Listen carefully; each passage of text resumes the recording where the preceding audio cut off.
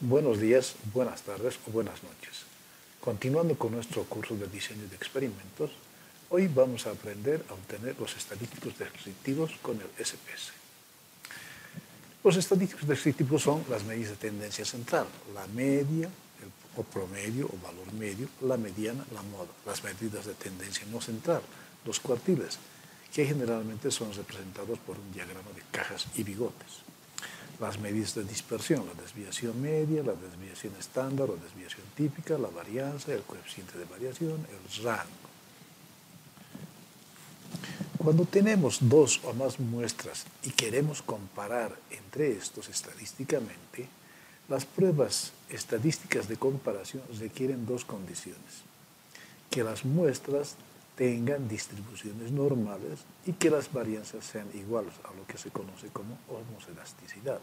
De ahí que los estadísticos descriptivos también consideran criterios, gráficos y pruebas estadísticas de normalidad para ver si la muestra sigue una distribución normal.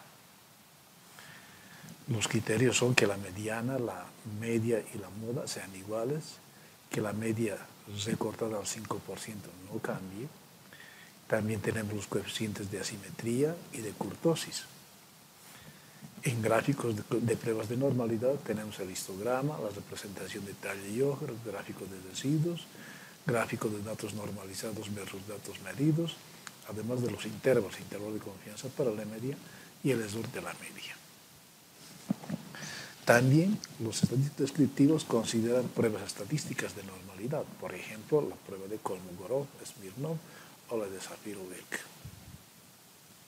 Necesitamos un conjunto de datos, una muestra. Vamos a utilizar el que ya habíamos hecho uso, la transmitancia del manganeso en aceros en un análisis por espectroscopía de absorción atómica. El SPS, como hemos visto en la anterior clase, el SPS requiere que los datos de una variable se encuentren en una sola columna. Esto lo podemos hacer en el Excel. Aquí tenemos los datos en el Excel. Estos debemos colocarlos en una sola columna. Aquí tenemos ya los datos en una sola columna. Los datos serían, la variable sería transmitancia de manganeso. De hecho, la variable es una variable dependiente, transmitancia de manganeso. Estos datos debemos llevarlos al SPS. Abrimos el SPS, nuevo conjunto de datos, aceptar. En vista de variables, colocamos nuestra variable. Transmitancia de manganeso es un nombre demasiado largo, además que contiene espacios en blanco, de tal modo que simplemente podríamos colocar trans, barra baja, para no dejar espacio en blanco, y manganeso. Y hacemos enter. En tipo numérico, anchura, decimales, tenía solamente un decimal, por consiguiente bajamos el número de decimales a 1. En etiqueta podemos colocar el nombre completo, transmitancia del manganeso. Recuerden que aquí sí se aceptan espacios en blanco, valores nada, perdidos ninguno, columnas, alineación derecha, en medida colocamos escala. Y nos vamos a vista de datos. Aquí debemos importar los datos del Excel. Vamos al Excel.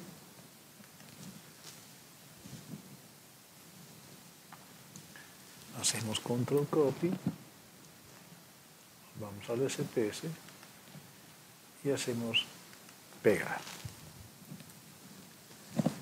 Y listo. Ya estamos listos para poder obtener los estadísticos descriptivos de esta muestra de datos. El SPS es un programa amigable y muy intuitivo, basado en rutas o secuencias y cuadros de diálogo. ¿Cómo lo hace? Bueno, uno, a través de rutas, los cuales son una secuencia de pasos. A partir de ese momento le vamos a llamar, o les llamaremos simplemente secuencia. Dos, al ir por una secuencia, el SPS nos presenta cuadros de diálogo, donde debemos colocar las condiciones de nuestras variables y nuestros requerimientos. 3. El SPSS tiene guardado internamente todas las tablas estadísticas necesarias, por ejemplo, la tabla T de Student, la tabla de Fisher, las tablas para hacer comparación de medias, etc., además de las ecuaciones y algoritmos para realizar los cálculos. A nuestros requerimientos nos presenta las respuestas en forma de tablas y gráficos. 4. Estos resultados deben ser adecuadamente interpretados por el investigador de acuerdo a sus propósitos. Una secuencia empieza con el menú principal. En este caso, menú principal, analizar. En analizar se encuentra, casi diríamos, todos los requerimientos que vamos a necesitar para hacer diseño experimental. Aquí precisamente se encuentran estadísticos descriptivos. En estadísticos descriptivos, el SPSS nos ofrece varias alternativas de encontrar los estadísticos descriptivos. Esto sería varias secuencias. Empezamos con la primera. Menú principal, analizar. Estadísticos descriptivos, frecuencias.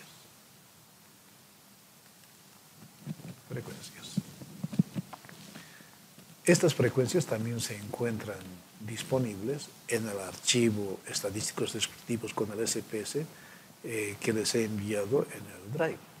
De modo que pueden también ahí revisar este documento para ver cómo son estas secuencias para poder obtener los estadísticos descriptivos en el SPSS. Bien, variables, transmitancia. Debemos colocar aquí la variable. Lo hacemos a través de esta flecha de aquí. Ahora hacemos nuestros requerimientos estadísticos. Aquí aparece la lista de los estadísticos que nosotros requeriríamos. Colocamos cuartiles,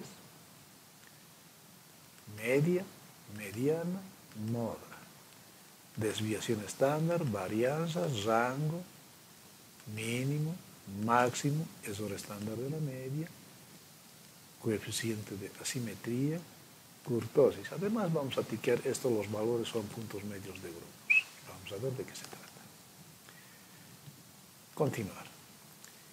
En gráficos podemos solicitar el histograma, además que nos mostrar la curva normal en el histograma. Continuar. Y listo. Hacemos simplemente aceptar. El SPSS nos presenta los resultados en la hoja de respuestas, como hemos ido a través de la secuencia frecuencias. Bueno, aquí están los resultados. La primera tabla son justamente los estadísticos descriptivos. La media, bueno, primero el número de datos 74, perdidos ninguno. La media 37.703, el error estándar de la media. La mediana, la moda, la desviación estándar, la varianza, el coeficiente de asimetría, coeficiente de kurtosis, el rango, mínimo, máximo, los cuartiles, primer cuartil 25, 37.508, el segundo cuartil, la mediana y el tercer cuartil.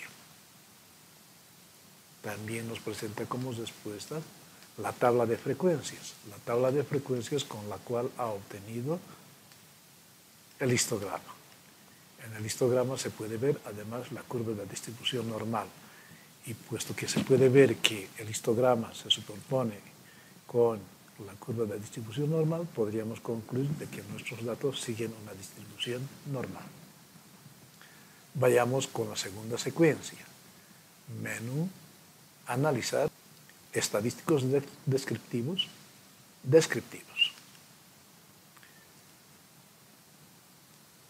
Otra vez variables, colocamos variables, entonces hacemos opciones. En opciones nos aparece la media, desviación estándar, tiqueamos la varianza, el rango, mínimo, máximo, error estándar de la media, coeficiente de kurtosis y asimetría. Y hacemos continuar. Además, vamos a tiquear guardar valores estandarizados como variables. Aceptar. Nuevamente el SPSS nos presenta los resultados, esta vez como una tabla horizontal. Estadísticos descriptivos. Número de datos 74. el rango 1.6, valor mínimo, valor máximo, la media, el error estándar de la media, la desviación estándar, la varianza, el coeficiente de asimetría, el coeficiente de kurtosis. Además, si nos vamos a la hoja de datos, vemos que se ha generado una nueva variable, z-trans. Estos son los valores normalizados de los datos. Recuerden que los valores normalizados se obtienen justamente a través de esta ecuación. Tendríamos entonces los datos y los datos normalizados. Estos datos normalizados, recuerden, tienen una media de 0 y una desviación estándar de 1. Vayamos por la tercera secuencia. Menú principal, analizar, estadísticos descriptivos, explorar. Lista de dependientes, transmitancia es nuestra variable. En lista de factores no colocamos nada, puesto que solamente tenemos una variable dependiente, que es la transmitancia del manganeso. Luego hacemos estadísticos, descriptivos y estatiqueado, intervalo de confianza para la media. En este momento va a calcular el intervalo de confianza para la media con un 95% de probabilidad.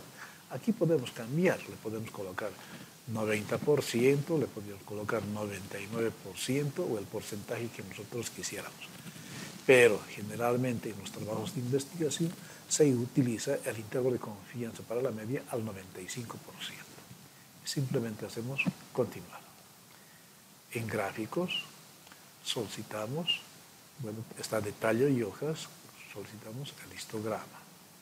Además de gráficos con pruebas de normalidad. Continuar. Y aceptar.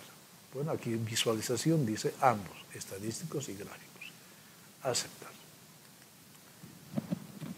Nuevamente el SPS nos da las respuestas en forma de tablas y gráficos. La primera tabla simplemente nos da información acerca del número de datos, 74, 0 perdidos, en total 64.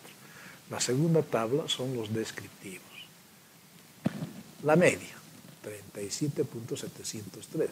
Error estándar de la media, que también ha sido calculado en las anteriores secuencias. ¿A qué se refiere este valor? Primero, ¿cómo se calcula? Se calcula dividiendo la desviación estándar entre la raíz cuadrada del número de datos. Este error estándar de la media se refiere al error o a la diferencia que hay entre la media de nuestra muestra y el valor verdadero de la población, o la media objetiva de la población. Esta es una estimación del error respecto del valor verdadero de la población. El siguiente valor es intervalo de confianza para la media al 95%. Nos da el límite inferior y el límite superior. ¿Qué representa esto? El intervalo de confianza para la media al 95%. Tenemos el límite inferior y el límite superior. Y la media. Generalmente en gráficos se representa de esta manera al intervalo de confianza para la media. Entonces, en un gráfico de base de esta forma, tendríamos que este valor representa, esta parte representa al valor, al límite inferior del intervalo de confianza para la media y este al límite superior, y aquí tendríamos la media. Este intervalo representa el intervalo donde se encuentra el valor verdadero con una probabilidad del 95%. Otra manera de representar el intervalo de confianza para la media es también de esta otra manera. 37.703 más menos 0.075. Este valor simplemente lo hemos obtenido restando del límite superior la media o de la media el límite inferior. El siguiente valor en la tabla es la media recortada. La media recortada aquí es 37.703 y aquí la media es 37.703 o 703. Este valor de la media ha sido calculado con el total de los datos, como 74. En cambio, este de la media recortada ha sido calculado restándole el 5% de los datos, 2.5% de los extremos. Como el valor de la media recortada no cambia respecto al valor de la media calculada con el total de los datos, este es un indicativo de que la distribución sigue una distribución normal. ¿Qué sucede cuando la distribución no es normal? Cuando la distribución no es normal, los datos de los extremos tienen una gran influencia sobre el valor medio. Si nosotros quitaríamos datos de los extremos, en una distribución que no sigue una distribución normal, el valor de la media cambiaría sustancialmente. Pero como en este caso los dos valores son iguales, prácticamente es un indicativo de que la distribución es una distribución normal. Luego está la mediana, la varianza, la desviación estándar, el mínimo, el máximo, el rango intercuartil, coeficiente de asimetría, coeficiente de kurtosis. A continuación, el SPS nos muestra una tabla de una prueba estadística de normalidad, la prueba de Kolmogorov, Smirnov, Shapiro-Wilk. ¿Cómo interpretamos esta tabla? Primero, que la prueba de Kolmogorov-Smirnov es válido para muestras grandes, para muestras que tienen número de datos mayores a 50. Y la prueba de Shapiro-Wilk es para muestras pequeñas, para muestras que tienen menores de 50 datos. En este caso nosotros tenemos 74 datos, entonces nos correspondería analizar la prueba de Kolmogorov-Smirnov. ¿Cómo hacen estas pruebas estadísticas? Considera una distribución normal teórica y la distribución de la muestra, y se hace una comparación entre la distribución normal teórica y la distribución de la muestra, bajo dos hipótesis. La hipótesis nula, que dice que la distribución normal teórica es igual a la distribución de la muestra. En este caso, nos está diciendo que al ser estos dos iguales, que la distribución de la muestra seguiría una distribución normal. Y la hipótesis alterna, que la distribución normal teórica es diferente de la distribución de la muestra. Las pruebas estadísticas calculan un valor de significancia, de probabilidad para aceptar ya sea la hipótesis nula o la hipótesis alterna. Esta significancia, si la significancia es mayor a 0.05, entonces es válido la hipótesis nula. Si la significancia es menor a 0.05, entonces es válido la hipótesis alterna. En este caso leemos nuestra significancia. Nuestra significancia es 0,006. Esto es menor a 0,05. Entonces es válido la hipótesis alterna. ¿Y qué dice la hipótesis alterna? La hipótesis alterna dice que la distribución normal teórica que se considera es diferente de la distribución de la muestra. En otras palabras, nuestra muestra no sigue una distribución normal. Cuando menos eso dice la prueba de Kolmogorov-Smirnov. Lo siguiente que nos presenta el SPS son los gráficos. Aquí está el histograma. Aquí está el esquema de tallo y hojas. Por la forma del histograma y el de tallo y hojas podemos concluir de que nuestra muestra sigue una distribución normal. También está el gráfico de los datos de normal esperado, o sea, son datos de una distribución normal, versus los datos de nuestros valores, y vemos que esto tiene una tendencia lineal y es un indicativo de que nuestros datos obedecen a una distribución normal. Tenemos gráficos de residuos, de la desviación respecto a la media. En este caso la media está representada por esta línea horizontal. Vemos que la distribución de datos por debajo de la línea de la media es igual, o por lo menos se ve igual al número de datos por encima de la línea. Nuevamente, esto es un indicativo de que los datos siguen una distribución normal. Finalmente nos muestra un diagrama de caja y bigotes. En este caso se ve bastante simétrico. Otra vez, esto es un indicativo de que los datos siguen una distribución normal. De hecho, esta línea horizontal dentro de la caja representa a la mediana y se puede ver que se ubica prácticamente al medio, lo cual sería un indicativo de que la mediana y la media coinciden. Y además se ve también que esto es bastante simétrico. Eso es, ¿no?, un indicativo de que la muestra sigue una distribución normal. Se ve aquí un punto con 54. Este punto se denomina un outlier, un dato atípico. No necesariamente es un dato erróneo, no necesariamente es un error, pero debe llamarnos la atención hacer un mayor análisis acerca de este dato. El número 54 significa que se trata del dato 54. Por consiguiente, si vamos a nuestra hoja de datos y buscamos el dato 54, aquí está, es 36,9. Se trata del valor mínimo de nuestros datos. Entonces deberíamos de prestarle especial atención a este dato para ver si hemos cometido un error o tiene algo de especial este dato. Porque resulta que en una distribución de datos reales, la apariencia del diagrama de cajas, por ejemplo aquí, ya no se ve que son tan simétricos. Aquí sí, pero aquí se ve porque prácticamente esta línea, fíjense, no está al medio, ¿no? La mediana está mucho más abajo, la media debe estar seguramente por aquí. No coinciden la media con la mediana, ¿no? Y los datos outlier, que serían estos puntos, los datos atípicos serían estos puntos de aquí.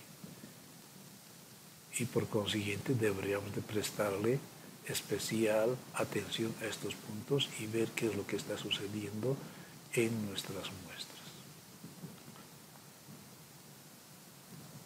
Bien, hasta aquí hemos visto cómo se obtienen los estadísticos descriptivos con el SPS. Recuerden que mayor información acerca de estos procedimientos se encuentran en el documento Estadísticos Descriptivos con el SPS 2020 que se encuentra en el Drive. Además, indicarles que ahí hay un otro ejemplo y la segunda parte de la primera práctica. Gracias, hasta el siguiente video.